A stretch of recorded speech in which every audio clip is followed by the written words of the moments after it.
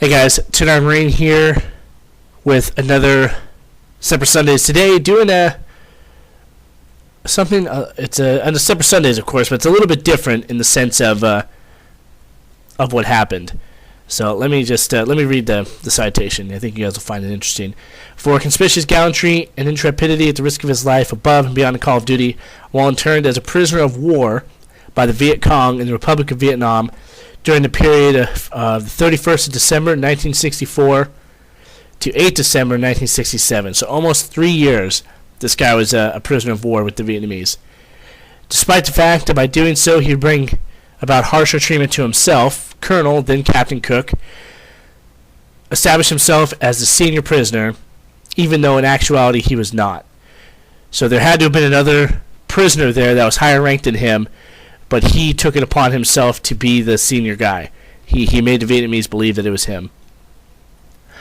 Repeatedly assuming more than his share of responsibility for their health, Colonel Cook willingly and unselfishly put the interests of his comrades before that of his own well-being and eventually his life.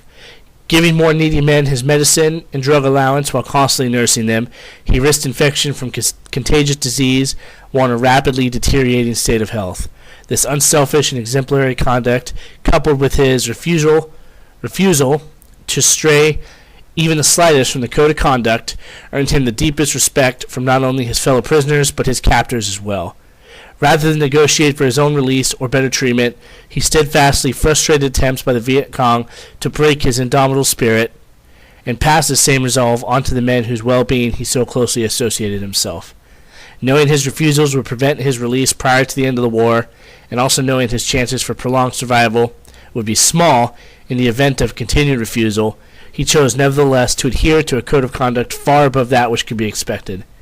His personal valor and exceptional spirit of loyalty in the face of almost certain death reflected the highest credit upon Colonel Cook, the Marine Corps, and the United States Naval Service.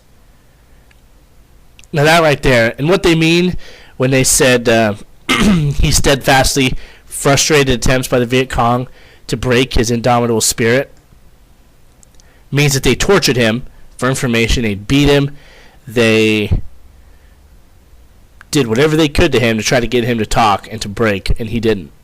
He refused to. And because of him, other guys had more food, they had more medicine, he gave up all his stuff to them so that they could live. And to do that for 3 years is ridiculous. It's just absolutely amazing.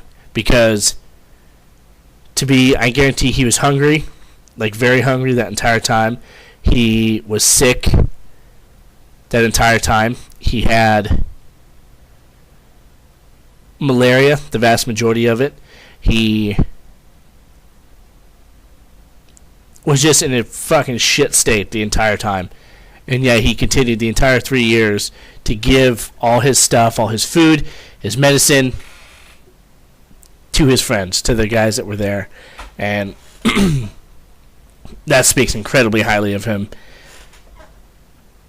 And it just amazes me. This is literally the first time I've read this, so I kind of skimmed over it before I started, but to really get into it and know what he did is amazing. And he absolutely deserves the Medal of Honor.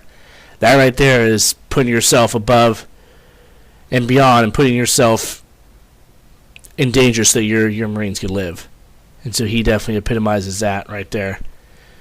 So yeah, if you guys have any comments on this, please let me know. You guys, absolutely amazing. And I will see you in the next one. Semper Fi.